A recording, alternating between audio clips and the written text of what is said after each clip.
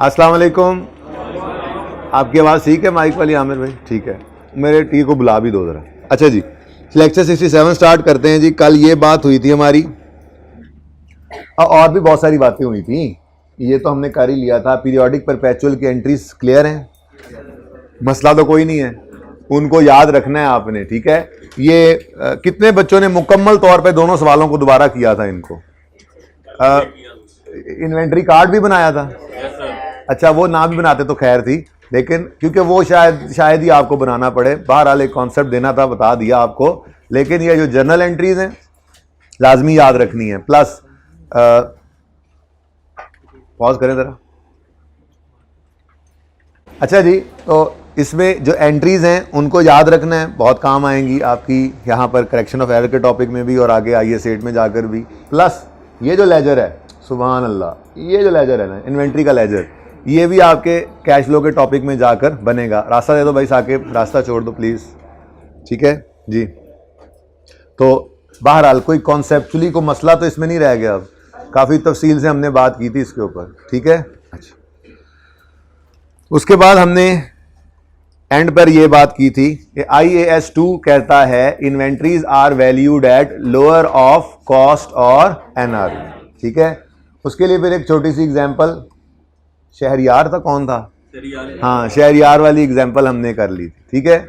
उसके बाद दो सवाल आपको होमवर्क में दिए थे, कोटों शर्टों वाला और उसके बाद वाला। तो कोटों शर्टों वाले को मैं करवा देता हूँ, बाद वाला बिल्कुल उस जैसा ही है, एक ट्राई और कीजिएगा, कोई मसला हो तो फिर कल डिस्कस कर लेंगे, ठीक है। क्वेश्चन नंबर 4 ये कर लेते हैं जी, होमवर्क नहीं है, अब डिस्कस होने लगा। क्वेश्चन नंबर 4, प्लीज बातें नहीं करनी, मैंने बोला है आज किसी भी किस्म की बातें नहीं करनी।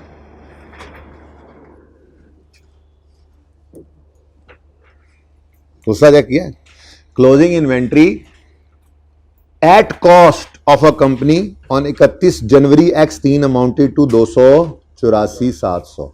तो ये है क्लोजिंग स्टॉक टोटल कंपनी के पास, कॉस्ट पर, सारे की सारी कॉस्ट के बने, कॉस्ट पर ये क्लोजिंग स्टॉक पड़ा है। कॉस्ट ऑफ क्लोजिंग स्टॉक कितनी है जी? 284,700, ठीक है जी। भाई दरवाजा खुलता रहेगा, आप देखते रहेंगे यार, चौकीदार हैं आप लोग यार, इधर तमाशा लगाया हुआ, इधर देखो ना यार। भाई जितना आगे हो सके बैठना, एंड पे नहीं जाना कोशिश करके, ठीक है ना, जहाँ जहाँ, और गुंजाइश भी बना के बैठे, ज़्यादा पीछे बच्चे ना जाएं प्लीज़, ठीक है। अभी बैठे रहें लेकिन बनाते रहिएगा। अच्छा जी, ये क्या है जी? टोटल स्टॉक की कॉस्ट जो इनके पास 31 जनवरी की रात को पड़ा है, ठीक है। अब वो कहता है following items were included in the total at cost. इस टोटल में, इस 284,700 में ये भी पड़ा है और ये भी पड़ा है, और इसके अलावा बाकी भी स्टॉक था जो आप भूल गए होंगे। खैर, क्या कहता है जी? इस टोटल में 400 कोटें पड़ी हैं, कोट्स, ठीक है जी। तो 400 कोट्स पड़े हैं, 400 कोट्स। क्या है जी इनके बारे में, क्या बता रहा है जी? Which had cost 80 each. भाई कैमरे में ये सही आ रही है तस्वीर, बेहतरीन आ रही है, आपको भी सही नजर आ रहा है सबको? अच्छा जी, तो कॉस्ट इसकी है ईच 80 रुपया, 80 रुपए का एक कोट हमने खरीदा, तो टोटल कॉस्ट कितनी बन गई फिर? 400 कोटों की, रुपीज 80 ईच है, तो 32,000 रुपए के हमें ये कोट पड़े थे। ओइंग टू अ डिफेक्ट, एक बाजू लगना रह गया था इन सब में। Owing to a defect in manufacture, एक बाजू ही नहीं है। They were all sold after 31 January at 50% of their normal sale. आधी कीमत ने फिर भी बेच ली है। क्यों? हमने एक उसको कहा मॉडल को कि तुम आओ और आके ना ये कोट पहन के तुम फिर के दिखा दो थोड़ा सा, एक बाजू वाला कोट पहन के फिर के दिखा दो, और भाई बात सुनो, जितने पैसे आ गए ना इन कोटों को बेच के, 5% तुम्हारा, तो ये सेलिंग कॉस्ट है, ठीक है। और वो बिक भी गए, लोगों ने कहा नवा फैशन आ गया, नवा फैशन आ गया, नवा फैशन थे सस्ता भी 50%, ठीक है। तो ये है मामला। NR भी निकालनी पड़ेगी, डिफेक्टिव है, एस्टिमेटेड सेलिंग प्राइस। अब नॉर्मल सेलिंग प्राइस कितनी है? नॉर्मली ये सेल होते थे 150 ईच के, नॉर्मली सेल होते थे 150 ईच के, और 50% ऑफ नॉर्मल पर बिके यानी 75 ईच, ऐसे ही है। कितने बिके? एनआरवी ऑफ कोट्स है 400 जी। एस्टिमेट कितना बन गया? 30,000। लेकिन वो कह रहा है selling expenses amounted to 5% of the proceeds. जो पैसे आने हैं उसको क्या कहा था? 5% तेरा। तो ये फिर हमें तो नहीं ना आ रहे, ठीक है। तो फिर एस्टिमेटेड रिपेयर कॉस्ट है ये। यस नहीं, एस्टिमेटेड रिपेयर कॉस्ट नहीं है ये एस्टिमेटेड सेलिंग कॉस्ट है। मैंने कहा चलो फॉर्मूला तो पूरा लिख लें। एस्टिमेटेड सेलिंग कॉस्ट 30,000 का 5% ये उसको दे दिया हमने, ठीक है। कितना? 15? अच्छा सिर्फ 100, 15,000 लिखने लगा। 1500 कितना आ गया जी? 28,005। तो 400 कोट्स 32,000 वाले, इनकी एनआरवी है 28,500। लोअर क्या है? तो फिर यही वैल्यू है, ठीक है। नेक्स्ट, अच्छा एक चीज दिमाग के अंदर गूंजने लग गई। These were all sold after 31 January. Sir आपने कहा सर आप तो एस्टिमेटेड कह रहे हैं, ये तो एक्चुअल फिगर गिवन है। आप तो एस्टिमेट बोल रहे होते हैं और ये तो एक्चुअल गिवन है। तो क्या ये हम एनआरवी की कैलकुलेशन में यूज कर सकते हैं? देखें असल में तो एनआरवी कैलकुलेशन में फ्यूचर की एक्सपेक्टेड वैल्यूज ही इस्तेमाल की जाती हैं, ठीक है। हर दफा दरवाजा खुला और अब बच्चों ने देखा तो जिसने बाहर देखा मैंने उसको बाहर भेज देना है, बाहर ही रहे। दरवाजा खुलने पे बाहर, अब दरवाजे की तरफ नहीं देखना। ये आप लोग खास तौर पे जो चौकीदार वाली सीट पे आज बैठ गई हैं, खबरदार किसी ने दरवाजा खुलता रहे बेशक, आप लोगों को उससे कोई लेना देना नहीं होना चाहिए, ओके। अच्छा जी, मैं ये कह रहा था कि जी आइडियली तो एस्टीमेट्स ही यूज किए जाते हैं एनआरवी की कैलकुलेशन में, क्योंकि हम कहते हैं ये जो स्टॉक हमारे पास पड़ा है इस वक्त ये फ्यूचर में इतने का बिक सकता है इतने खर्चे के बाद, यानी इसकी एनआरवी। लेकिन कभी कभी एक्चुअल फिगर्स भी फ्यूचर की मिल जाती हैं फ्यूचर की ही। वो क्या कह रहा है? These were all sold after 31 January at इतने रुपए, आफ्टर इनकरिंग इतनी कॉस्ट। तो भाई 31 जनवरी पर तो ये नहीं ना बिके, समझ आ रही है बात? 31 जनवरी पर तो ये क्लोजिंग स्टॉक में ही पड़े हैं ना।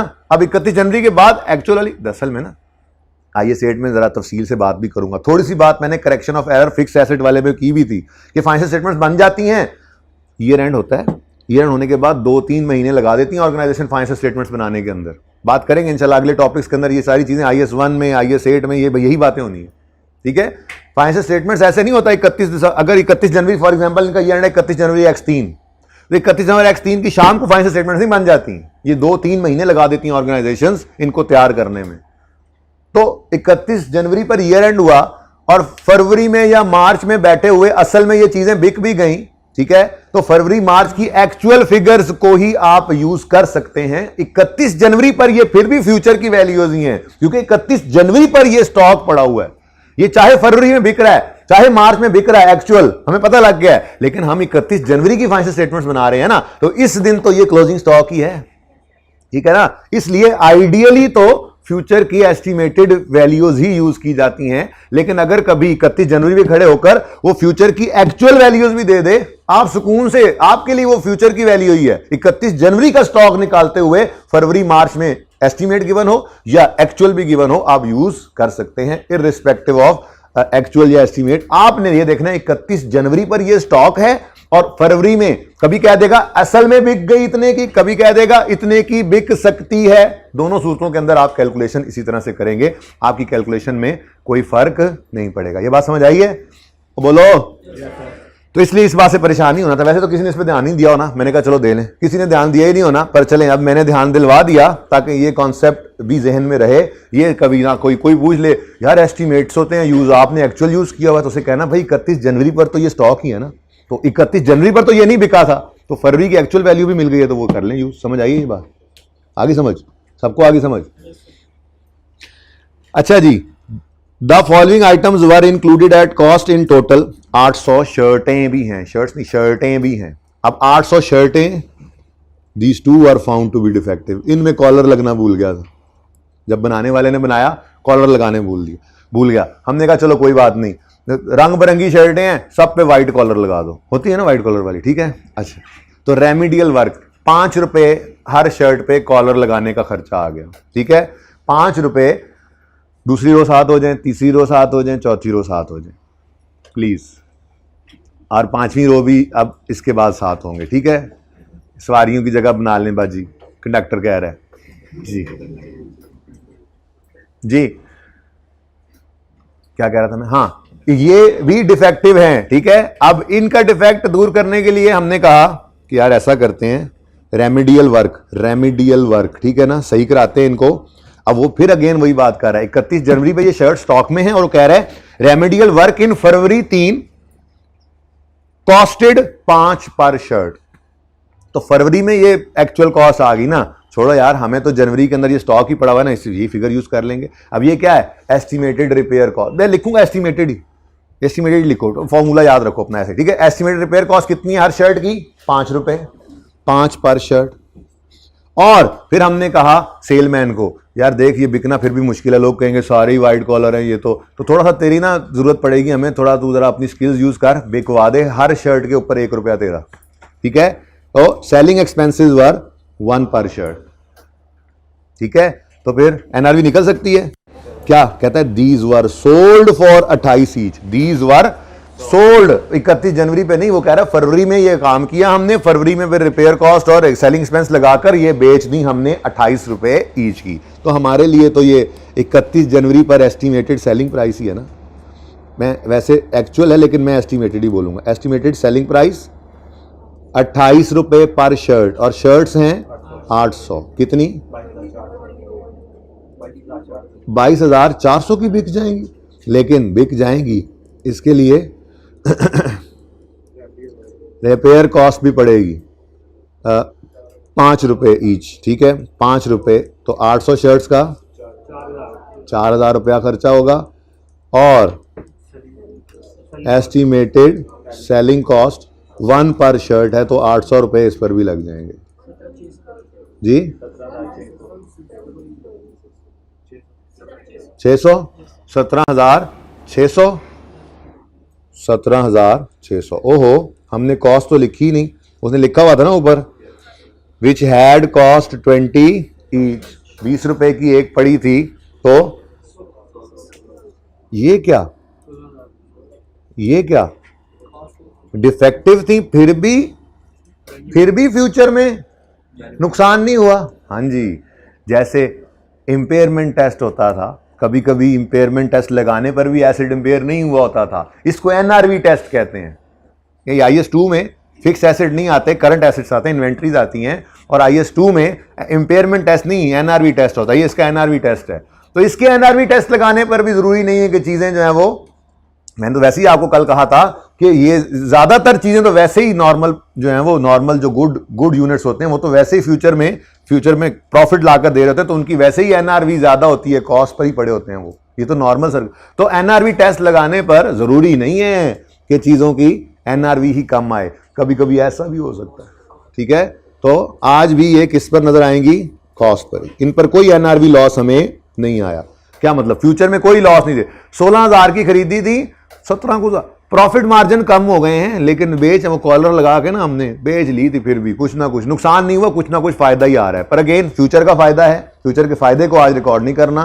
तो ये लोअर ऑफ कॉस्ट और एनआरवी में से लोअर क्या है। अब देखो 284,700 का स्टॉक था, ये आप लोग भूले होंगे, रिमेनिंग भी तो स्टॉक ही है, रिमेनिंग बैलेंसिंग निकलना था। 284,700 की कॉस्ट में से 32,000 कॉस्ट कोट्स की, 16,000 कॉस्ट शर्ट्स की, तो बाकी कॉस्ट फिर बाकी सारे स्टॉक की कितनी, ठीक है, 2,36,700।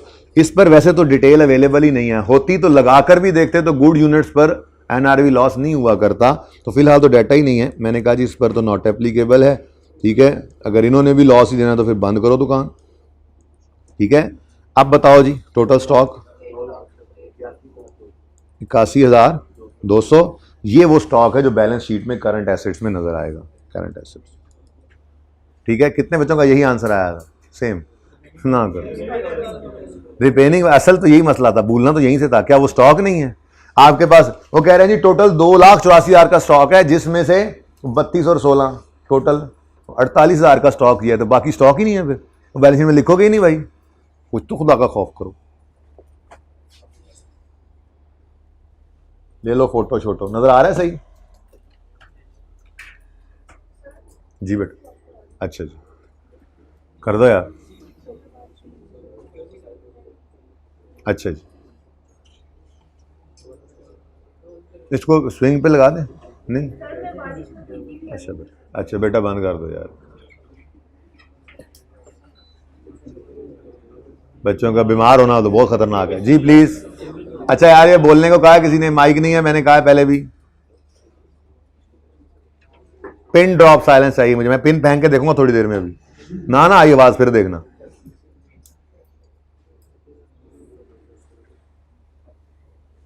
अगला सवाल आप ट्राई करना, बिल्कुल इस जैसा ही है, ठीक है? ओके, इसके बाद क्या कराया? चलो ये कर लो, ये उनको एंड पे कराया था, आपको जरा स्टार्ट में ही करा देता हूं। डिस्काउंट का कॉन्सेप्ट, लेकिन आधा करवाया आधा नहीं करवाया। क्या मतलब? ये पार्ट 2 करवाया है, पार्ट 1 अभी नहीं करवाया। बड़ी आसान सी बात है। ABC company bought goods on यकम January having list price of 1 lakh on credit. अब एबीसी ने बाय किए हैं, तो सेलर की बात, मैं इस वक्त सेलर की बात कर रहा हूं, इन द बुक्स ऑफ। हालांकि ए पार्ट क्या था? In the books of buyer, यानी एबीसी की किताबों में एंट्रीज करनी थी, वो फिर कल कर लेंगे इंशाल्लाह, ठीक है ना? ये इसलिए करवा रहा हूं क्योंकि आपको पास पेपर आज होमवर्क में जो दिए हैं ना, उनके अंदर ये एडजस्टमेंट यूज होनी थी, तो जरा ट्राई कर लेंगे। बाकी 2 सवाल होमवर्क में दे दिए हैं, एज यूजुअल आपको परेशान करेंगे, ठीक है? कोई नहीं, कल तो आना ही है। आपने पूरी, आज मैंने बैट आउट फ्लैट का कॉन्सेप्ट देना है आपको, पूरी ईमानदारी से आपने इन सवालों को ट्राई करना है। यूं समझना है कि आखिरी क्लास रेक्टिफिकेशन की थी और अगले दिन पर्चा था, बस इतना ही सर ने पढ़ाया था और आईकेप के पर्चे में आ गए और ये 2 सवाल आए पड़े। इस तरह से पूरी एफर्ट आपने अगेन लगानी है। 50-60% भी सही कर गए तो समझो काफ़ी है।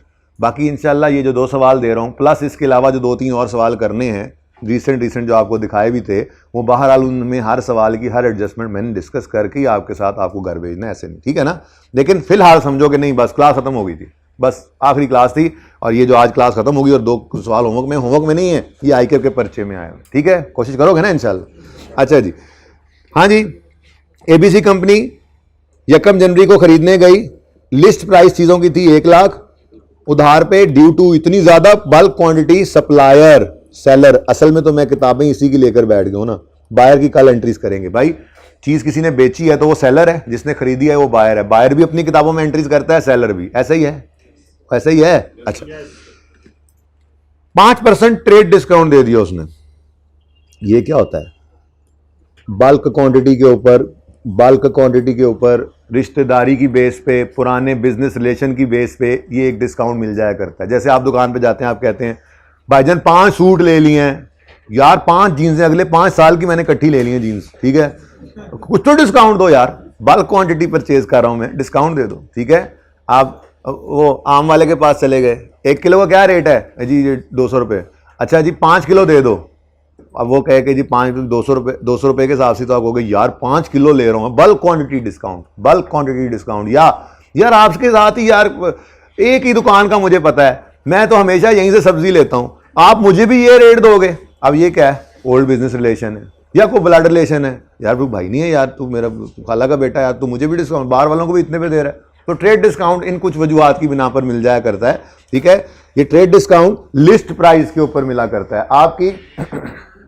आपकी जो प्रोडक्ट है उसके ऊपर प्राइस टैग लगा हुआ है 100 रुपए। जो दुकान पे आप जाते हैं, आप शर्ट पसंद करते हैं, जी ये शर्ट, वो कहता है जी 100 रुपए की, तो यार डिस्काउंट आपको यार 5% डिस्काउंट दिया। 5% ऑफ व्हाट यार? यही 100 रुपया। उन्हें और क्या अपनी कॉस्ट बतानी है आपको और फिर उसके ऊपर निकाल के आना, ठीक है? तो 100 रुपए का 5%, 100 का 5%, ठीक है? इधर देखो 5% ट्रेड डिस्काउंट है ना, ये इसकी बात कर रहा हूं, ठीक है? तो इसका मतलब कितना जी? 5 रुपए आपको माफ हो गए और 95 से आपकी कहानी शुरू होगी, ठीक है? ये है ट्रेड डिस्काउंट। अभी सेटलमेंट डिस्काउंट आ गया है। ट्रेड डिस्काउंट हमारी किताबों में आने से पहले पहले की कहानी है, हमारी किताबों में इसकी एंट्री ही नहीं आती। ट्रेड डिस्काउंट से नेट होने के बाद वाली फिगर से अकाउंटिंग शुरू होती है। 5 से अकाउंटिंग शुरू नहीं हुई, 95 से शुरू होगी। कैश पे कर दिया अगर हमारे कस्टमर ने, हम सेलर हैं इस वक्त, हमारे कस्टमर ने अगर कैश पे कर दिया तो हम कहेंगे कैश डेबिट सेल क्रेडिट 95 से, और अगर कैश पे नहीं किया तो हम कहेंगे debtor debit cell credit. And वाले दोनों भाइयों नजर आ रहा है हैं? देख लो यार, तो एंड पे बैठो, थोड़ा आगे आ जाओ यार, जो सीट खाली मिले। ठीक है, अच्छा ठीक है जी। 95 से एंट्री करनी है डेटर डेबिट सेल क्रेडिट, अगर नहीं पैसे आए और अगर आ गए हैं तो क्या 100 या 5, ये किताबों के अंदर आना ही नहीं है। 100 भी नहीं आना, 5 भी नहीं आना। नेट ऑफ ट्रेड डिस्काउंट 95, यहां से कहानी शुरू यहां से होती है ना। आप जब इस तरह से कोई चीज 100 रुपए की चीज आपको डिस्काउंट दे दो 95, घर जाके क्या बताते हो? अगर करप्शन नहीं करनी तो घर जाके क्या बताते हो? 95 की शर्ट लेके आए हो, और बात समझे हो? ठीक है, तो या अगर आप दुकानदार हो तो आप क्या कहते हो? भाई 95 रुपए की शर्ट बेची है मैंने, तो 95 से ही कहानी शुरू होगी। ठीक है, अब ऑन क्रेडिट है, ऑन, तो ये खरीदने वाले ने खरीदा, हम सेलर हैं इस वक्त, हमने बेचा, तो हमने क्या एंट्री पास की? डेटर डेबिट सेल्स क्रेडिट, कितने से जी? 95 से। ठीक है, ओके। अच्छा, अब तुम्हें क्या हो गया दोस्त? ऐसे मत करो, नो योर।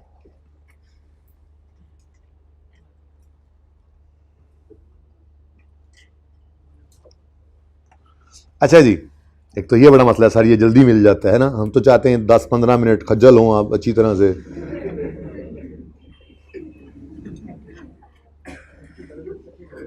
अच्छा जी, अब हमने ये 95 रिसीव करना है अपने कस्टमर से। अब हम उसे कह रहे हैं, अब देखो जो बिजनेस होता है ना, बिजनेस उधार पे सेल इसलिए करता है कि सेल बढ़ जाए, लेकिन एट द सेम टाइम कोशिश ये होती है कि पैसे जल्द अज जल्द कैश में कन्वर्ट भी हो जाएं, क्योंकि कैश जितनी जल्दी वापस आएगा, दोबारा साइकिल, हम कैश ऑपरेटिंग साइकिल भी पढ़ेंगे ना जी, ठीक है, ये रेशोस के टॉपिक में जाके, तो ये कैश जितनी बार चक्कर लगा के वापस आता है उतनी दफ़ा प्रॉफिट इसके ऊपर आता है। ठीक है, अब थोड़ी देर हम एसी चलाएंगे फिर बंद कर देंगे, ठीक है ना, थोड़ी देर चला दो यार इसको, फिर थोड़ी देर बाद 10 मिनट बाद फिर बंद कर देना। अच्छा जी, बिल्कुल नीचे कर देना। हाँ बिल्कुल नीचे कर दें भाई, बिल्कुल नीचे कर दें इसको, ठीक है, ठीक है। अच्छा जी, बात समझ आ रही है? और सुनो, क्या कह रहा था मैं?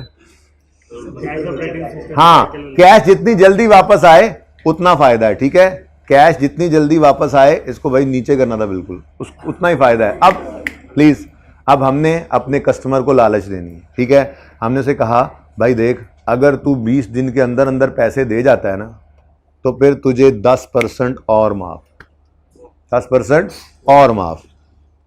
वो भी बड़ा तेज है, आ गया 15 जनवरी को लेके पैसे, 1 जनवरी को सेल की, मुझे कहा 20 दिन के अंदर अंदर पैसे देगा तो 95 में से 10 रुपए और छोड़ देंगे, 10 रुपए राउंड कर रहा हूं, 9.5 10 रुपए कह रहा हूं, ठीक है ना, आसानी के लिए 10 रुपए और छोड़ देंगे। वो भी बड़ा तेज निकला, 15 को आ गया। अब मुझे बताओ, अगर वो 15 को आ रहा है, 15 को अगर वो आ रहा है तो कैश लाएगा, कैश घर से 95 लाएगा, वो घर से निकलेगा ही 85 लेकर, क्योंकि 10 तो उसको हमने माफ कर दिए हैं। ठीक है, तो ये 85 लाया, लेकिन अब हम कल को उससे ये नहीं कह सकते कि मेरे दोस्त आपने हमारे 10 रुपए अभी भी देने और 85 से क्रेडिट करें, ना ना ना ना। ठीक है, ये cash debit debtor credit, cash 95 आने थे, 85 आए, 10 का तो नुकसान हो गया, 10 का तो नुकसान हो गया क्या नहीं हो गया? 85 रिसीवेबल था, रिसीव कितना हुआ? सॉरी 95 रिसीवेबल था, रिसीव कितना हुआ? 85, तो 10 रुपए का नुकसान हो गया। अब इस नुकसान को कहते हैं डिस्काउंट अलाउड एक्सपेंस, इसको कहते थे डिस्काउंट, इसको कहते थे डिस्काउंट अलाउड एक्सपेंस। अगर सारे बच्चे ऐसे बैठे होते ना जिन्होंने कभी जिंदगी में इंट्रो ना पढ़ी होती, तो मैं उनको ये एंट्री करवाता ही ना। लेकिन काफी बच्चे ऐसे हैं जिन्होंने इंट्रो में ये कॉन्सेप्ट कहीं ना कहीं पढ़ा होगा, हाथ खड़ा करें, कहीं ना कहीं डिस्काउंट का। अब ये जो इतने 15-20 बच्चे बैठे हैं, ठीक है, या जो सुन रहे होंगे उनमें होंगे, उनको ये बताना जरूरी था, एंट्री यही है। लेकिन IFRS 15 ने जब आया तो उसने इसको चेंज कर दिया, ठीक है, और अब वो ये कहते हैं कि इस एक्सपेंस को अलग से रिकॉर्ड करने की बजाय आप सेल्स को ही कम कर लो। देखो, एक्सपेंस का बढ़ना या सेल्स का डेबिट कम होना, बात तो एक ही है ना, ठीक है। तो IFRS 15 अब ये कहता है कि आप इसको डिस्काउंट अलाउड एक्सपेंस, कल इंशाल्लाह बायर वाली किताबों में भी ऐसी एंट्री करेंगे डिस्काउंट रिसीव के लिए, ठीक है ना। तो IFRS 15 कहता है कि नहीं जी नहीं, ये क्या अलग से आप सेल ओवर स्टेट हो जाती है, उसको असल मसला इससे है। IFRS 15 ने इसके बारे में कहा है, दूसरा फिर हमने खुद से ही अज्यूम किया कि दूसरे के बारे में फिर ऐसे ही होगा ना, ठीक है। परचेज केस वो कल बताऊंगा। IFRS 15 क्या उसका असल में मसला, IFRS 15 का FR 2 पहले FR 1 में होता था, FR 2 में जाके पढ़ोगे। IFRS 15 जो है वो रेवेन्यू के ऊपर है सारा स्टैंडर्ड। तो उसकी कोशिश ये होती है कि रेवेन्यू ओवर स्टेट ना हो, यूजर को धोखा ना दें आप, रेवेन्यू के केस में रेवेन्यू ओवर स्टेट ना हो। तो इस तरह से वो कहता है यार आप ना बड़े ड्रामेबाज हो, आप 95 पे सेल बुक करते हो, बाद में 10 माफ कर देते हो, वो नीचे आके सेलिंग एक्सपेंसेस में लिखते हो, ऊपर सेल 95 ही पड़ी रहती है, नीचे 10 का एक्सपेंस नेट होकर 85 बन जाता है ना। तो आप फेस के ऊपर सेल को ओवर स्टेट कर जाते हो। हमारा ये मशवरा है कि आप 95 की सेल को ही 10 से डेबिट करके 85 में शो करोगे, ठीक है। ये क्या है, डिस्काउंट अलाउड एक्सपेंस। इसकी एंट्री इकट्ठी करनी है, आपकी मर्जी है, ये अलग अलग भी हो सकती है। अलग अलग कैसे हो सकती है, आप कैश डेबिट डेटर क्रेडिट 85 से करो और फिर सेल्स डेबिट डेटर क्रेडिट 10 से कर लो, आपकी मर्जी है, ठीक है। ये एक छोटा सा कॉन्सेप्ट था, इसको भी आपने इंशाल्लाह यूज़े कर लेना है, ठीक है।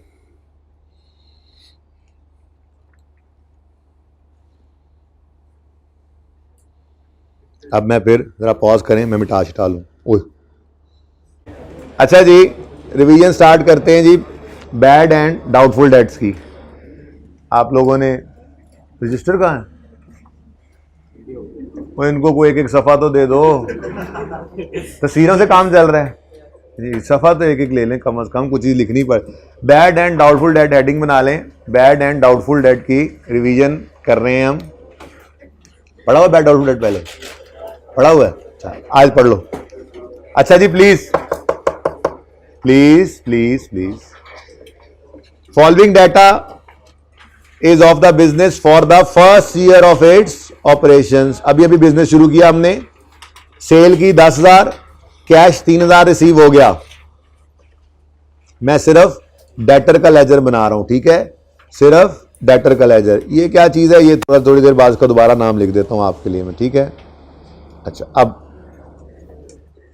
डेटर, बिजनेस अभी शुरू किया तो ब्रॉड डाउन तो कुछ नहीं होगा, कि होगा कोई? बिजनेस शुरू किया तो पहले से कहां से डेटर्स आ गए। 10,000 की सेल की है, क्वेश्चन नंबर 7 पहले हो रहा है, 8 उसी को कंटिन्यू करेंगे अगला साल जी।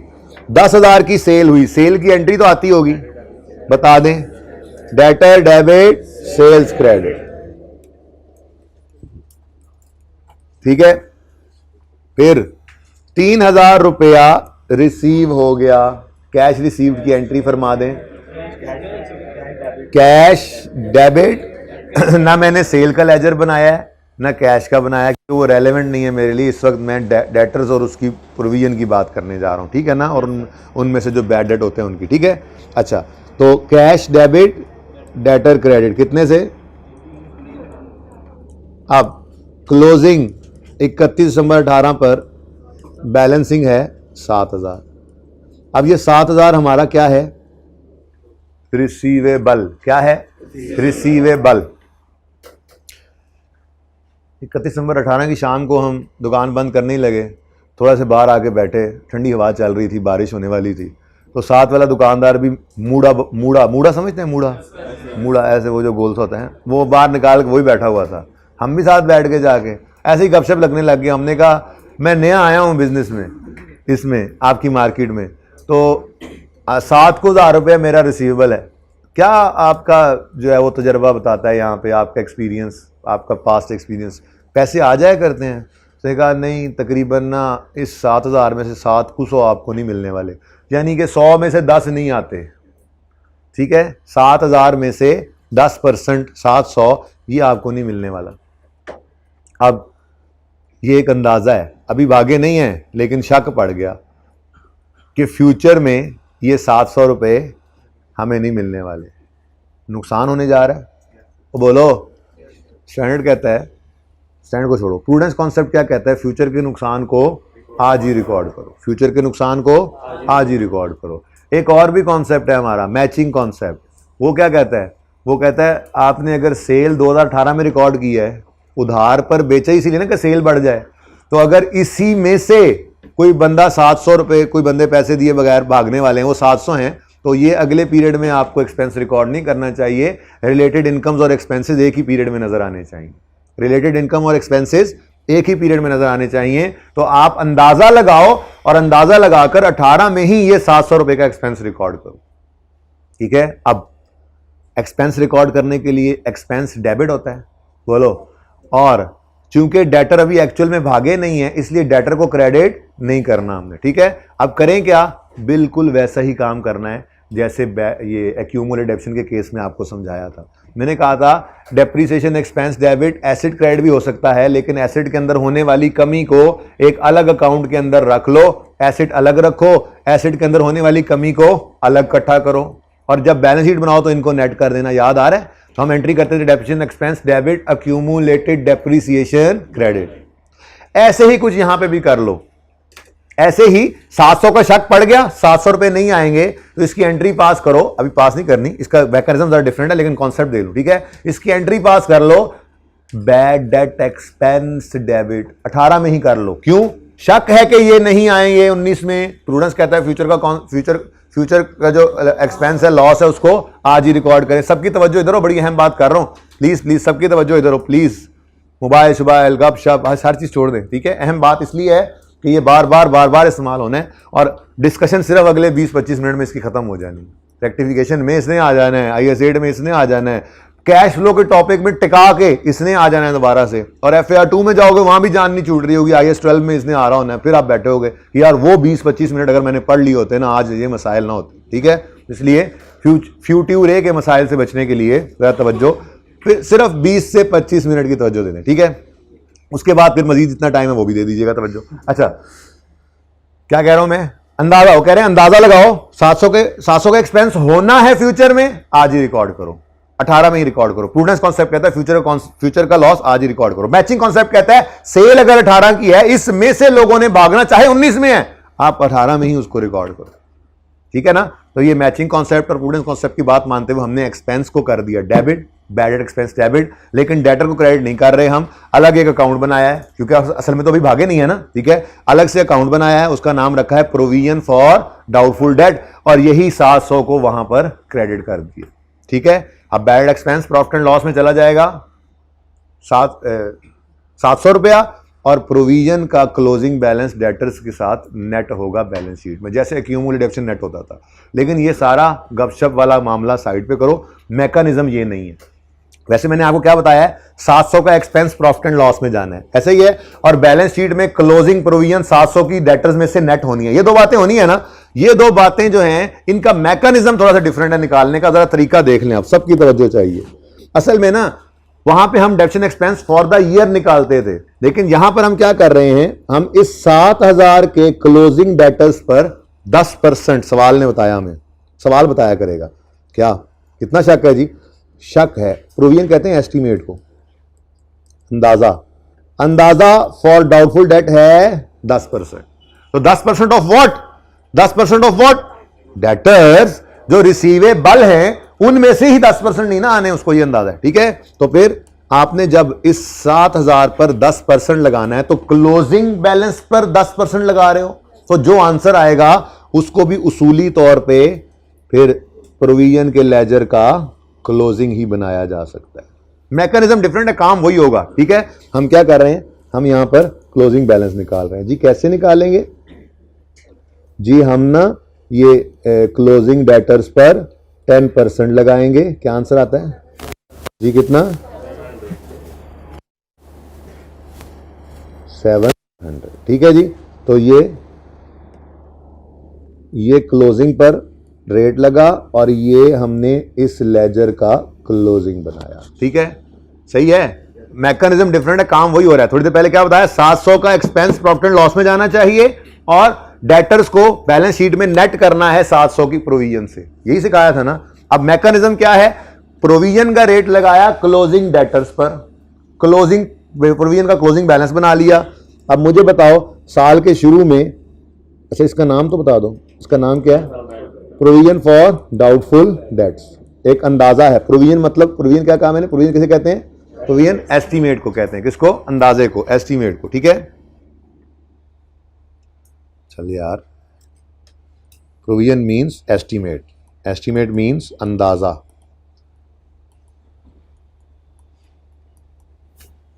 ठीक है, अच्छा अब मुझे ये बताइए, ओपनिंग कितना शक था आपको? भाई डेटर्स ही नहीं थे, बिजनेस ही शुरू नहीं किया, शक पहले से ही लेके बैठे हुए थे आप। अच्छा, अब इस लेजर में क्लोजिंग बैलेंस ओपनिंग लिखा करेंगे जो कि सिफर है।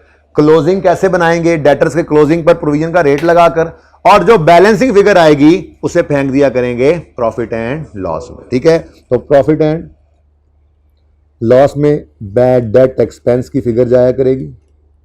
ठीक है, कहां पे भाई? प्रॉफिट एंड लॉस में, जो इस लेजर में से निकला करेगी बैलेंसिंग। जरा बताओ कितनी है? आ गया 700 का एक्सपेंस, बैड डेट एक्सपेंस। अब एंट्री वही हो रही है, करनी ऐसे नहीं है, मैकेनिज्म चेंज है। क्लोजिंग पहले लिखा, इसे बैलेंसिंग निकाला, पर गौर करो तो एंट्री वही हो रही है जो मैंने बोली थी। प्रोविजन का लेजर हो रहा है क्रेडिट और बैड डेट एक्सपेंस हो रहा है डेबिट। तो प्रोविजन की एंट्री है कि नहीं? प्रोविजन की एंट्री। ठीक है, तो प्रोविजन की एंट्री क्या है? Bad debt expense debit provision credit. इसलिए बता रहा हूं कि रेक्टिफिकेशन के टॉपिक में ये यूज करनी पड़ सकती है, वरना मैकेनिज्म ये नहीं है, मैकेनिज्म ये। ठीक हो गया। अब इनकम स्टेटमेंट क्या नजर आएगा? इनकम स्टेटमेंट बोलो। बैड डेट एक्सपेंस, ये क्या होता है जी? एक एस्टीमेट होता है। ओके, तो बैड डेट एक्सपेंस 700 रुपए का 2018 की इनकम स्टेटमेंट में नजर आएगा, और बैलेंस शीट के अंदर क्लोजिंग डेटर्स हैं, क्लोजिंग डेटर्स हैं 7000 के, और हमें शक है इनमें से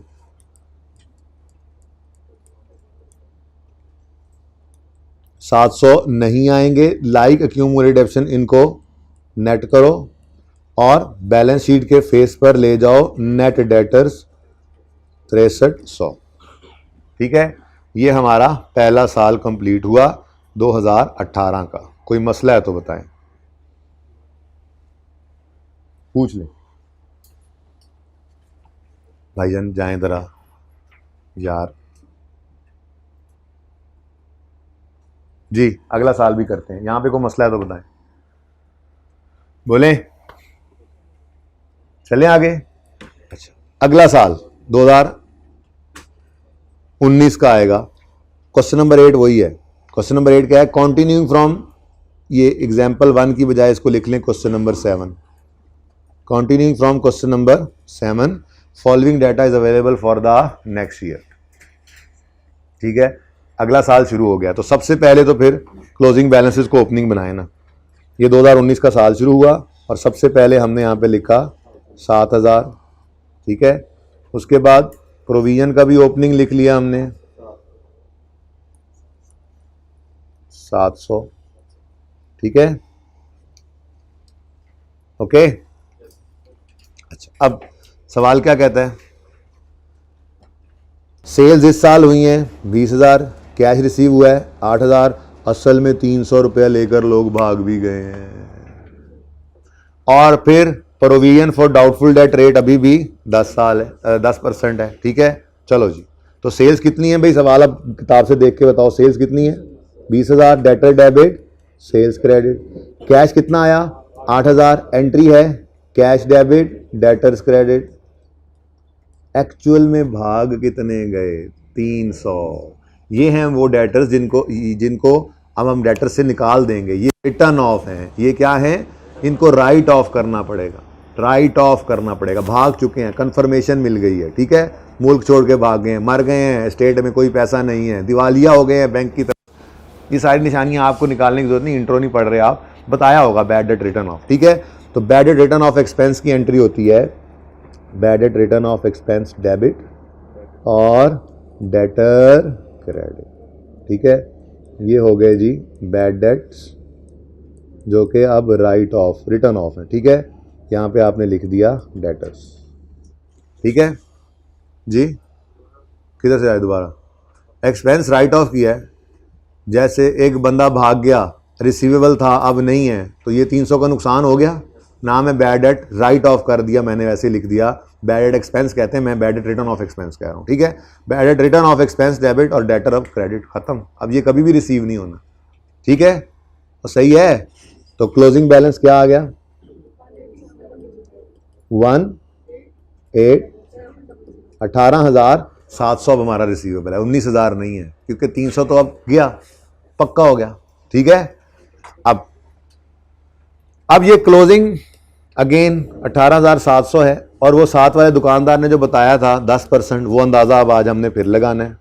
तो हमने यहाँ पर आकर लिखना है 18,700 का 10%, 1870, ठीक है। ये 1870 लिखने की मैंने एक नाकाम कोशिश की है, ठीक है।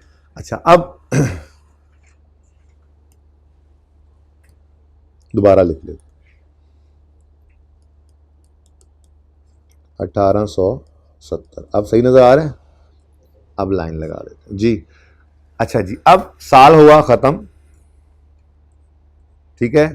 तो यहां से आप इसको कैरी डाउन लिख लो, आपकी मर्जी है।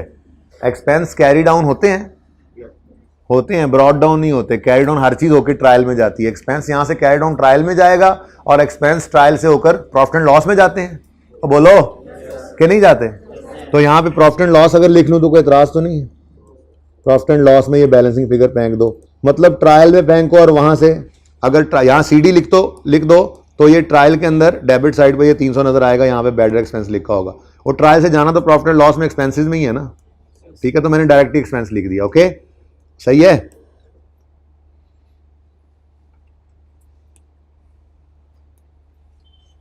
ये कहीं देख ही ना लो आप, लेकिन इसका कोई इरादा नहीं है कि ये आपसे छुपाए। चलो जी भाई, तो ये 300 प्रॉफिट एंड लॉस में एक्सपेंस चला गया, और हमें पिछले साल के एंड पे 700 का शक था, वो पिछले साल के डेटर्स पे था।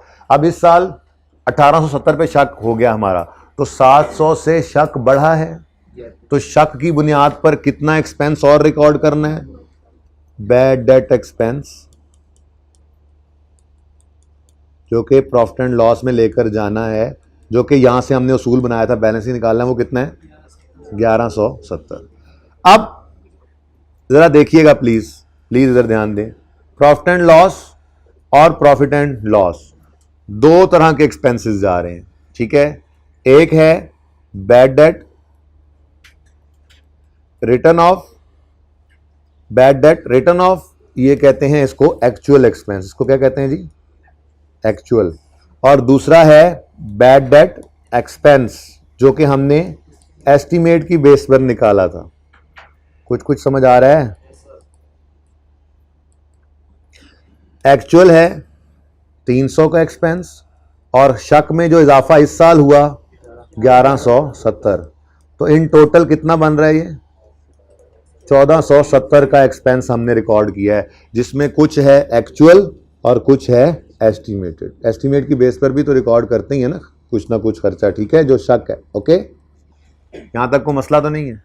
अच्छा, अब ये काम ना हम ऐसे किया करते हैं अकाउंटेंट्स कि हम कहते हैं यार दोनों चीज़ें ही प्रॉफिट एंड लॉस में जानी है, ठीक है, एक ही तरह की दोनों चीज़ें हैं। तो ऐसा करो, इन दोनों को किसी एक जगह इकट्ठा करो और वहाँ से एक फिगर ले जाओ। प्रोविजन को ले जाओ बैड डेट में, और फिर एक फिगर वहाँ से प्रॉफिट एंड लॉस में फेंक दो, या बैड डेट को ले आओ प्रोविजन में और यहाँ से एक फिगर फेंक दो, ठीक है।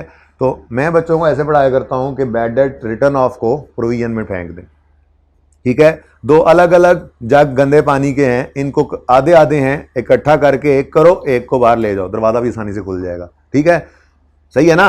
यानी कि दो अलग अलग जगह से एक एक्सपेंस जा रहा है, ठीक है, एक ही तरह का एक्सपेंस, इनको इकट्ठा कर लो, ठीक है। एस्टिमेटेड और एक्चुअल ऐड करके लिख दो, अलग अलग क्या लिखना। अब उसका तरीका क्या होगा जरा देखिएगा गौर से। अब हम इसको प्रॉफिट एंड लॉस में डायरेक्ट नहीं फेंकेंगे, हम कहेंगे ये एक्सपेंस डेबिट नेचर की चीज है, इसको खाली करना है। जरा देखना, इसको क्या करना है? खाली उंडेलना है प्रोविजन में, खाली करना है प्रोविजन में। तो हम क्या कहेंगे कि ये बैड डेट एक्सपेंस का अकाउंट करो क्रेडिट, और इसको फेंक दो प्रोविजन के अकाउंट में, यानी इसको कर दो डेबिट, ठीक है। तो फिर यहां पे क्या लिख दोगे आप? Bad debt bad debt, written off expense 300, और यहां पे लिख दोगे प्रोविजन। अब अगर ये प्रोविजन यहां पर प्रोविजन फॉर पूरा लिखना है, पूरा लिख लें, प्रोविजन फॉर डाउटफुल डेट। अब इससे होगा क्या, इससे होगा कि ये वाला जो अकाउंट है ये अपनी एग्जिस्टेंस लूज कर जाएगा। क्यों? क्योंकि 300 का बैलेंस था, 300 का बैलेंस ही इसमें से डेबिट बैलेंस पड़ा था, इसी को क्या कर दिया हमने, क्रेडिट। ठीक है, और ये क्रेडिट होकर 0 हो गया। मैं बताता हूं मैं क्या कर नस गया हूं, चल नहीं ना रहा। वाओ, तस्वीर चेक करें, सुभान अल्लाह जी। एक मिनट, कहां थे हम, यहां थे हम जी। प्लीज, मैंने कहा कि आपने क्या करना है, प्लीज बेटा बातें नहीं, आपने क्या करना है, आपने इस 300 को भी प्रोविजन के अकाउंट में फेंक देना है। ठीक है, तो ये प्रोविजन फॉर डाउटफुल डेट में चला गया। अब बैड डेट का अकाउंट क्या हो गया, नील हो गया। 300 था, 300 क्रेडिट हो गया, बैलेंस कितना आ गया, 0। ये खत्म हो गया, इसको हमने खत्म कर दिया। ठीक है, नील हो गया। और इस अकाउंट के अंदर अगर अब आप बैलेंसिंग फिगर निकालेंगे तो ये बैलेंसिंग फिगर 1170 की बजाय निकलेगी, बोलो बोलो, 1470। अब होगा क्या, ये देखो अलग अलग कुछ नहीं जा रहा, ये 1470 का एक्सपेंस हम लेकर निकले थे ना कि ये आना चाहिए। ठीक है, ये अलग अलग नजर नहीं आएगा।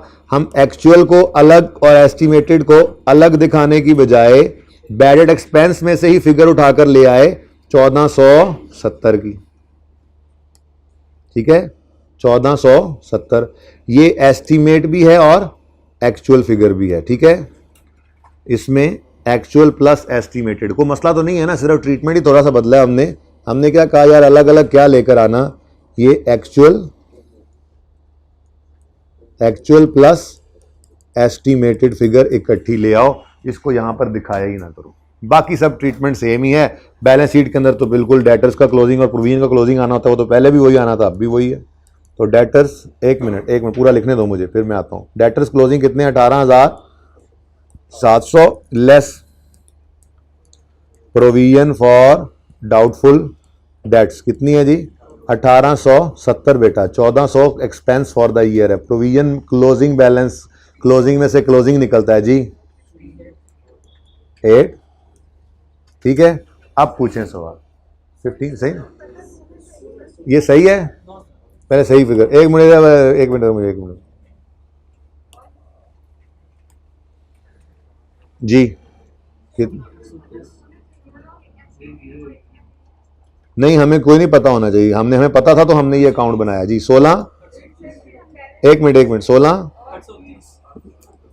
अब बताओ बेटा, मैं कह रहा था मुझे ये लिखने दो जी, मैं ये टेंशन थी मेरा, लिख लूं, लिख लिया मैंने। किसी ने नोट करना तो नोट करता रहेगा, हम अब गपशप लगाते हैं जी। बोलें जी, बैलेंस शीट में से माइनस किया है एस्टीमेट,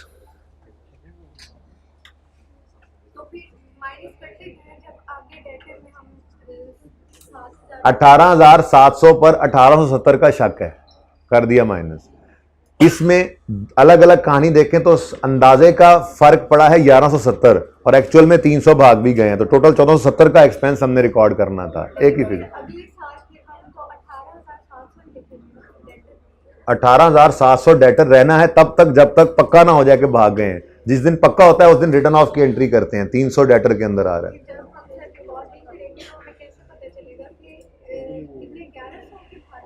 बेटा, 300 रुपए के भागे हैं,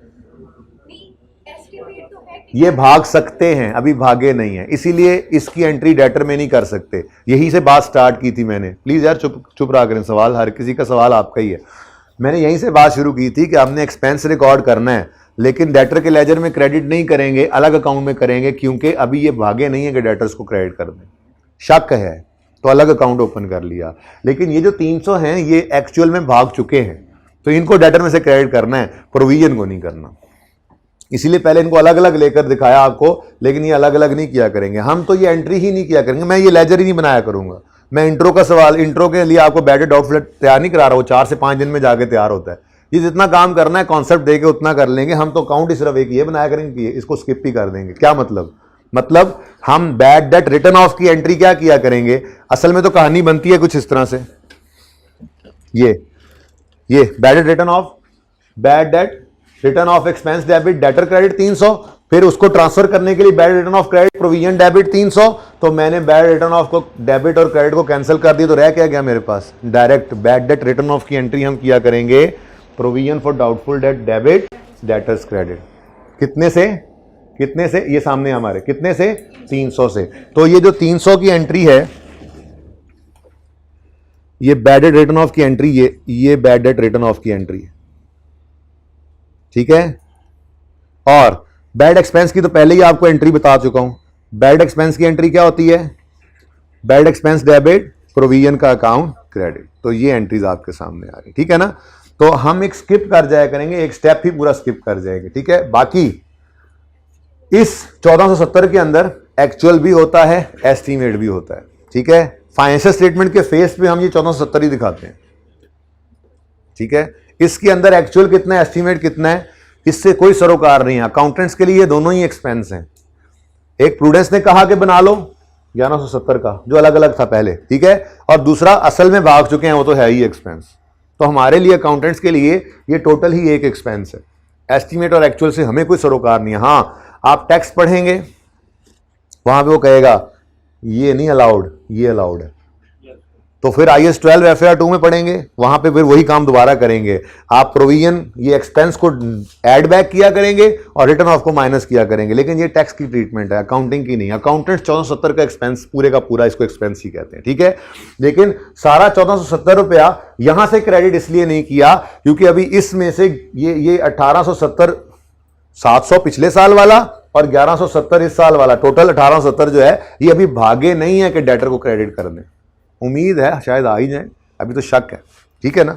बहरहाल मैकेनिज्म याद रखें, सिंपल, आपने डेटर्स निकाले क्लोजिंग, अब इसमें से कुछ एक्चुअल भाग जाएंगे जिनकी एंट्री होती है बैडेड डेबिट डेटर क्रेडिट, और फिर इसको ट्रांसफर करते हैं बैडेड क्रेडिट प्रोविजन डेबिट, तो इसको स्किप कर दो बीच में से, ये बनाया ही नहीं करेंगे, हम डायरेक्ट एंट्री किया करेंगे, ठीक है। डायरेक्ट एंट्री, जो भाग चुके हैं उनकी एंट्री करेंगे प्रोविजन डेबिट डेटर क्रेडिट, और जो बैलेंसिंग निकलेगा वो इस तरफ आया करेगा बैडेड एक्सपेंस का, उसकी एंट्री हो रही होगी एक्सपेंस डेबिट प्रोविजन क्रेडिट। तो ये इकट्ठा होने की वजह से एक नेट फिगर आएगी। बेटा कभी ये चलो कभी क्या वो ऊपर जाके देख लेते हैं, फिलहाल कभी ने क्या करना है, ठीक है। ये बात समझ आई है। अब कुछ ये एंट्रीज इसलिए करवाई हैं, कि रेक्टिफिकेशन के टॉपिक में सिर्फ एंट्रीज भी करनी पड़ सकती हैं, ठीक है। कोई क्वेश्चन है तो पूछें, क्वेश्चन पूछो ना बेटा। देखो यहां से बात शुरू की है, देखो मैंने यहां से बात शुरू की है और मैंने ये बात ठहर जा यहां पे खत्म की है, ठहर जा, और फिर मैंने ये एंट्रीज भी समझाई हैं। मुझे ये बताओ इसमें से क्या समझने में समझा, पिछले साल में 700 माइनस किया है, तो इसमें आपने दूसरा 1870 माइनस किया, 1470 माइनस, ओ क्लोजिंग 7000 में से 700 पे शक था, बैलेंस शीट में माइनस कर दिए। इधर 18700 में से 1870 पे शक है, वो माइनस कर दिया। अब आप कहोगे ये 1870 तक जो पहुंचा है ये सारा एक्सपेंस रिकॉर्ड नहीं हुआ है। 700 का एक्सपेंस इधर रिकॉर्ड हुआ है, 1170 का इधर रिकॉर्ड हुआ है, इसके अंदर पड़ा है एक्चुअल प्लस एस्टीमेट में, जो पहले अलग लिखा हुआ था मैंने, ठीक है ना। ये अभी भी नजर आ रहा है 1170 का हटा हुआ है। तो 1800 तक पहुंचे हैं स्टेप बाय स्टेप। हमने शक की बुनियाद पे 700 का एक्सपेंस रिकॉर्ड कर लिया था पिछले साल। अब ये नहीं करना कि 1870 पूरे का पूरा इस साल भी रिकॉर्ड कर लो। टोटल 1870 का शक 700 से 1800 पे आयो, मैंने इसलिए तो अलग अलग रखा था भाई, पहले मैंने इसको इकट्ठा नहीं किया था। तो यहां से क्या फिगर आई थी,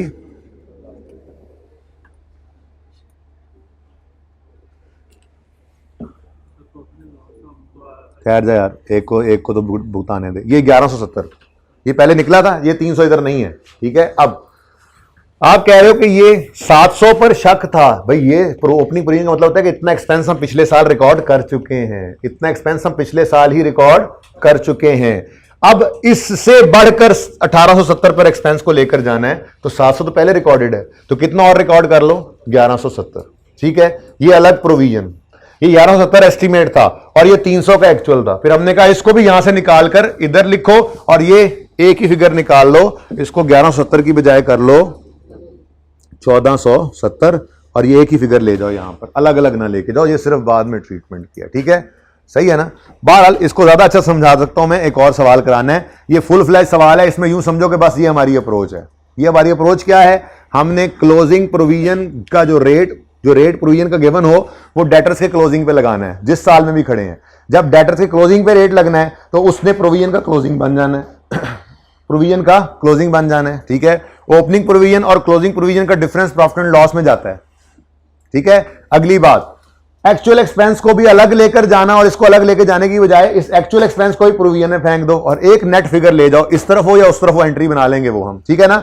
आप नेट फिगर को ले जाओ प्रॉफिट एंड लॉस में, ये एक्सपेंस की फिगर प्रॉफिट एंड, जैसे एक्रूअल का कॉन्सेप्ट आपने पढ़ा था, आप इसी तरह से एक लेजर बनाते थे रेंट का, रेंट एक्सपेंस का।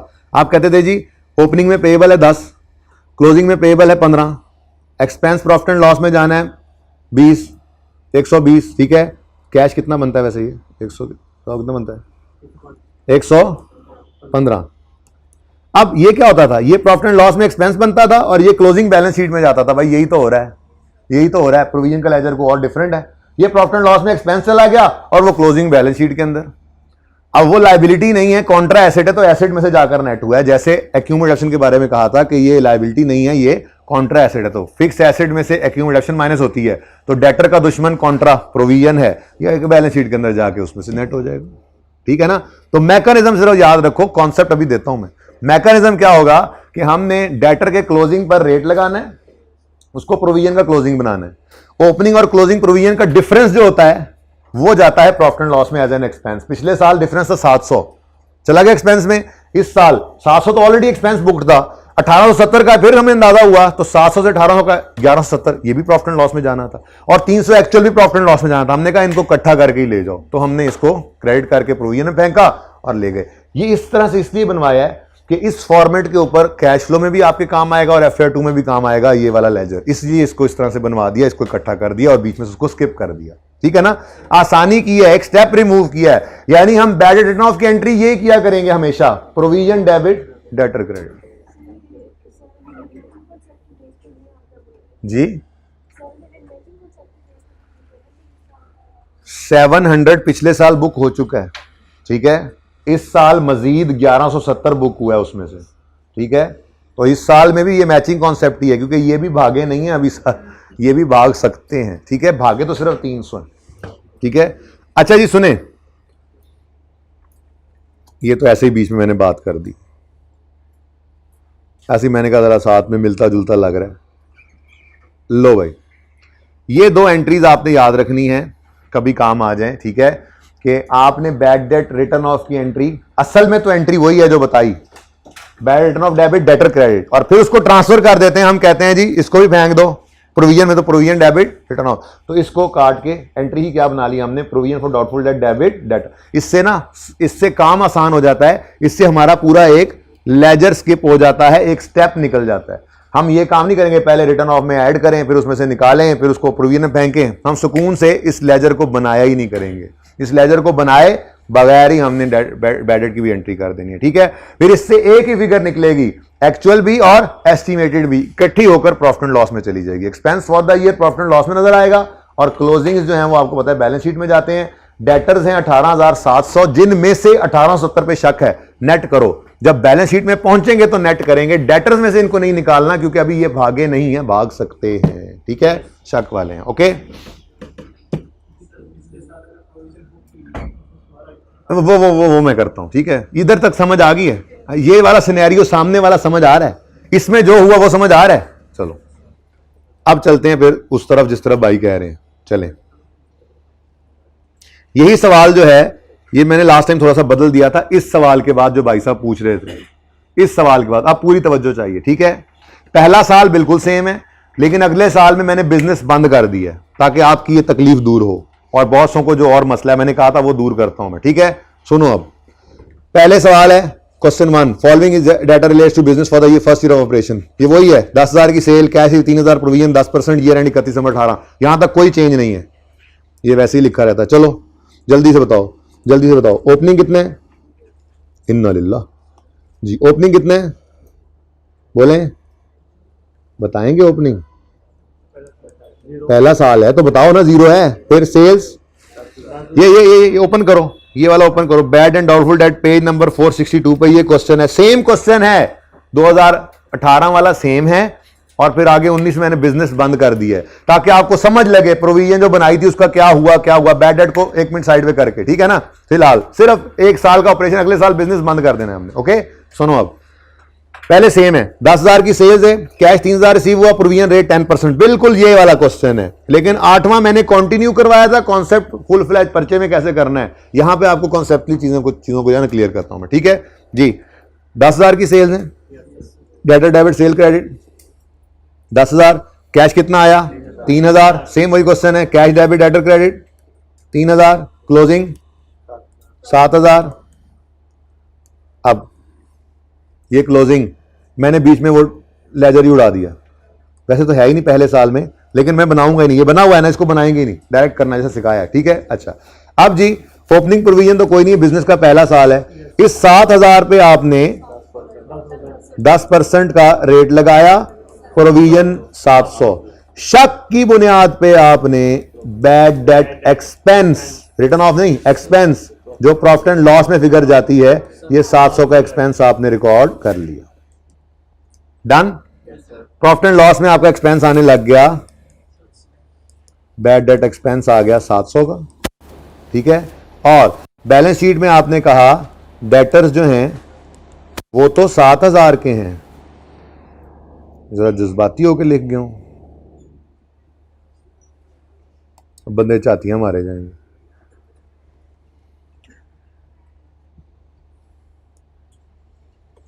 जी थोड़ा सा ऐसे, डेटर्स जो हैं वो 7,000 के हैं, और शक है हमें कि इसमें से 700 रिसीव नहीं होने वाले, तो 6300 की नेट डेटर्स की आपने प्रेजेंटेशन करनी है, प्रोविजन को लेस कर देते हैं आप, ठीक है। यही काम किया था हमने भी।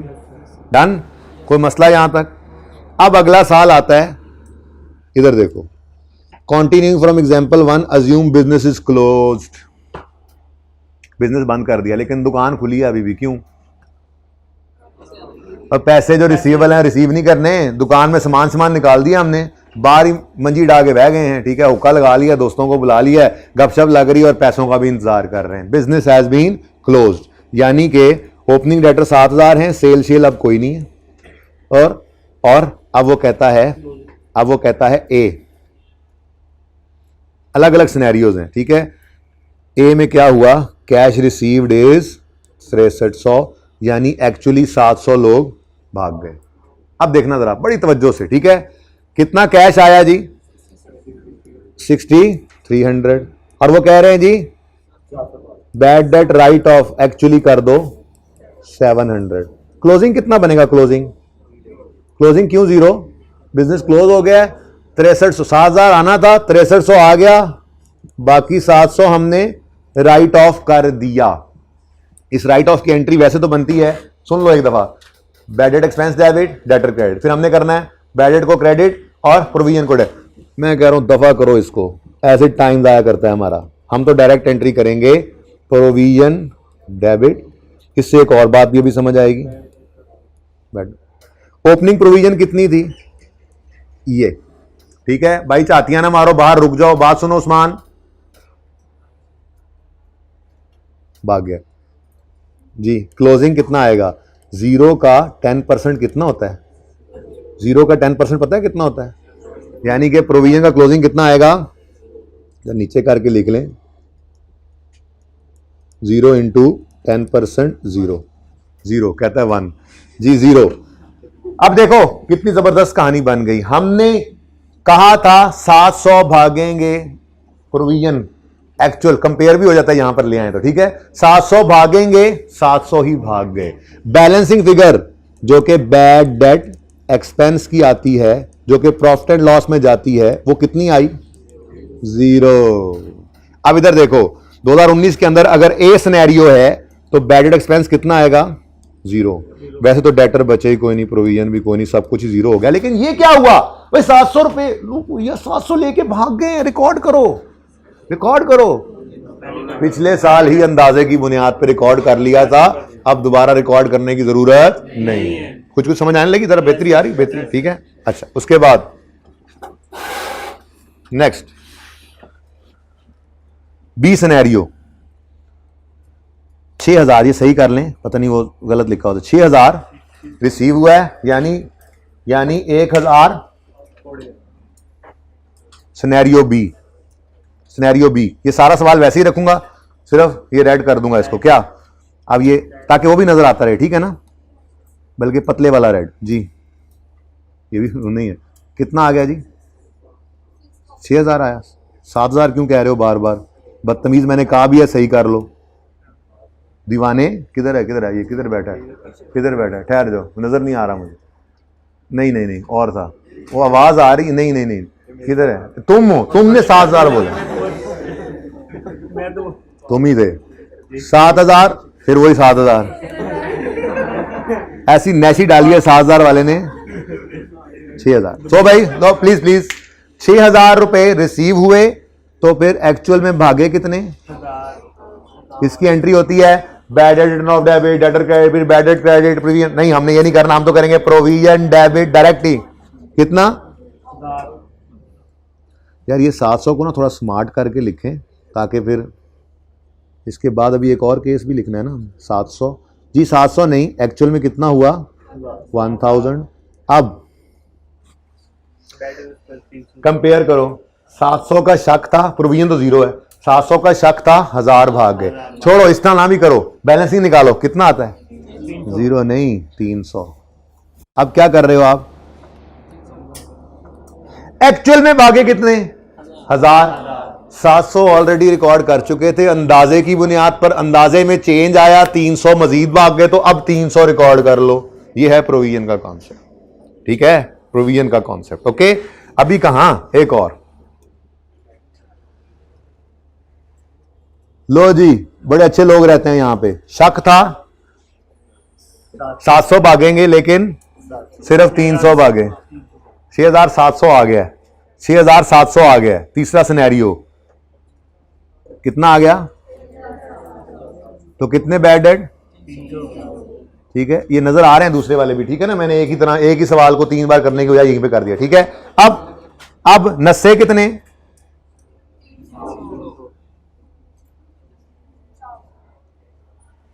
शक था 700 भागेंगे, 300 भागे, बैलेंसिंग फिगर किस तरफ आ रही है?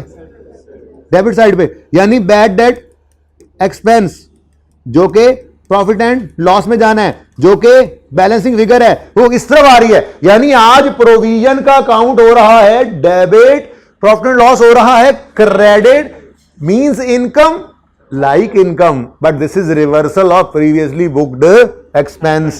700 का एक्सपेंस बुक कर गए थे, सिर्फ 300 का हुआ, 400 का एक्सपेंस कर दो रिवर्स, इनकम ही है, 400 पॉजिटिव। ये है प्रोविजन, ठीक है, ये है असल प्रोविजन।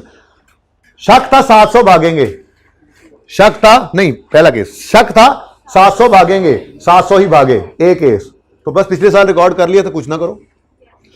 शक था 700 भागेंगे, पूरी रिकॉर्ड की हुई थी, भाग गए 300, भाग गए सॉरी 1000, तो 300 और रिकॉर्ड कर लो एक्सपेंस। शक था 700 भागेंगे, तो सिर्फ 300 भागे, तो फिर कुछ 400 का रिवर्स कर दो, ठीक है। ये तो है वो क्वेश्चन जिसमें आपको जरा कॉन्सेप्ट समझ आ जाएगा, लेकिन क्वेश्चन बहरहाल वही था असल में, असल क्वेश्चन ना वही था पिछली बार, वो तो ये बच्चों के पूछने पर मैंने ये बता दिया था उनको इस तरह से, और सवाल बन गया था। आप कुछ कंफर्टेबल हो थोड़े से, प्रोविजन का कॉन्सेप्ट आ गया, ठीक है। अच्छा, वो जो क्वेश्चन है ना अगला 7 और 8, वो ओरिजिनली वो करना वैसे ही है, उसको लाजमी घर पे कर लीजिएगा। ये तो कॉन्सेप्ट देना था आपको, ये दे दिया, सही नजर आ रहा है, सही। अच्छा, आप जरा पास पेपर होमवर्क में लेने हैं, वो ले लो 2, उनके अंदर समझ कुछ आनी तो है को नहीं आपको, आधी पुजादी, लेकिन आपने आईकैप का पर्चा समझ के उसको करना है, मैंने बोला हुआ पहले, ठीक है। पास पेपर है एक स्काई इलेक्ट्रॉनिक्स, ये अगर तस्वीरें खींच लें तो पेज नंबर बताऊं ना, तुम पास पेपर ओपन कर लो, कभी खुद भी पता है किताब के अंदर किधर क्या चीज है। हाँ भी तस्वीरों वाले बस कर तो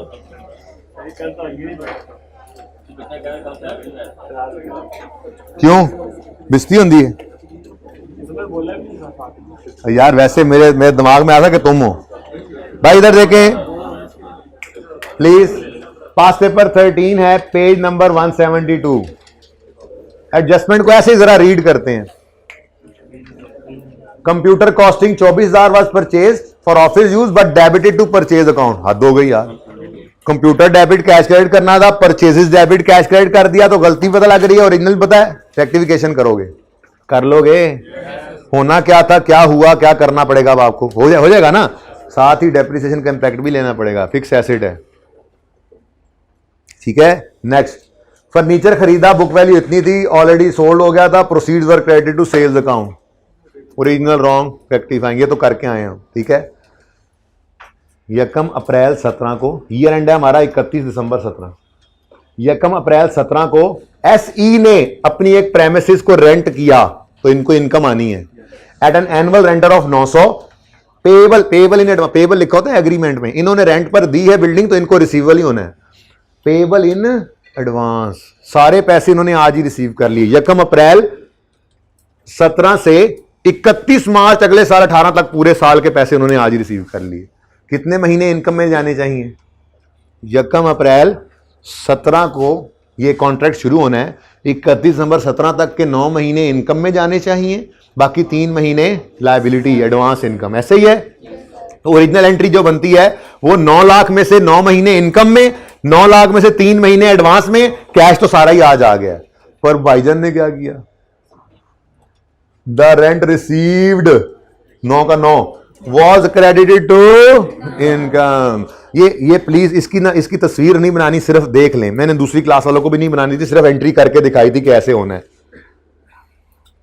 प्लीज ओरिजिनल एंट्री क्या होनी है? कैश तो 900 आ गया, प्लीज कोई तस्वीर ना बनाए, ठीक है? ये खुद ट्राई करना है ना।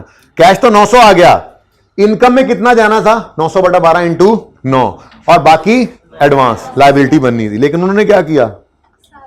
सारा ही इनकम। अब रेक्टिफाइंग एंट्री क्या होगी? इनकम क्रेडिट होनी थी 675 से, हो गई 900 से, डेबिट कर दो 225 से। एडवांस क्रेडिट होना था, नहीं हुआ, कर लो, रेक्टिफिकेशन हो गई। ठीक है, आखिरी बात सुनो और छुट्टी। हमने अगर कोई डेट राइट ऑफ किया था तो उसकी एंट्री क्या की थी? रिटर्न ऑफ, भाग गया, एक्चुअल। हाँ, प्रोविजन या बैड डेट जो भी लिख लो, बैड डेट रिटर्न ऑफ लिखो या प्रोविजन लिखो, वो डेबिट करके डेटर क्रेडिट किया था। यानी ये एंट्री करते हो आप, बैड डेट रिटर्न ऑफ लिख लो या प्रोविजन लिख लो, एक ही बात है। ये एंट्री करते हो। हमने तो राइट ऑफ कर दिया था, उसको हिदायत आ गई, उसने कहा कर्जा तो भाई शहीद को भी माफ नहीं है, वापस आ गया पैसे लेकर, रिकवरी हो गई। किससे? एक ऐसे बंदे से जो हमने तो कुल्हू वल्ला पढ़ दिया था। अब अगर उससे रिकवरी हो गई, तो एंट्री क्या बनती है? कैश डेबिट डेटर क्रेडिट ना, कैश डेबिट डेटर क्रेडिट ना। सुनो, अगर आपने जिसको पहले राइट ऑफ करते हुए डेटर क्रेडिट कर दिया था ना, रिटर्न ऑफ को तो क्रेडिट कर देते हैं, अगर उससे रिकवरी हो दोबारा क्रेडिट कर दो तो गलत है, डेटर 2 दफा क्रेडिट हो जाएगा। अगर बैड डेट जो राइट ऑफ कर दिया था previously return off as bad debt था, अगर उससे रिकवरी हो जाए तो आपने एंट्री करनी होती है कैश डेबिट डेटर ना credit. Bad debt recovery income credit, debtor को क्रेडिट नहीं कर सकते। एक्सपेंस रिकॉर्ड कर गए थे ना, आज वो रिकवरी हो गई है तो उसको इनकम के तौर पे रिकॉर्ड करो। डेटर को क्रेडिट करोगे ना तो डबल क्रेडिट हो जाएगा। यह है कॉन्सेप्ट और यह है ओरिजिनल एंट्री। अब सवाल में वो क्या कहेगा? वो कहेगा बैड डेट रिकवरी इनकम हुई है, यानी bad debt previously return of recover हुआ है, लेकिन इन्होंने क्या किया है जो तुमने अभी किया? क्या? वर रॉन्गली क्रेडिटेड टू डेटर। अब ओरिजिनल एंट्री बनती है cash debit bad recovery income credit, उन्होंने कर दिया होगा bad debt debit debtor credit, तो सही करोगे। ये 2 सवाल देने हैं आपको, दोनों की हर एडजस्टमेंट मैंने डिस्कस करनी है। थोड़ी सी बातें इसलिए की तो थोड़ा सा कॉन्फिडेंस आ जाए और थोड़ा लड़ तो लो कम से कम, ठीक है? एक 13वां होमवर्क लिखें पहले, एक 13वां नहीं, दूसरा 16वां, 13वां और 16वां, 13 और 16 होमवर्क है, बाकी ये पिक्चर ले लें अब जिसमें सिर्फ इसकी, ठीक है सर। वैसे नहीं इसकी भी नहीं लेनी, बस ट्राई करना ट्राई। आइए खा रहे हैं। अल्लाह हाफिज।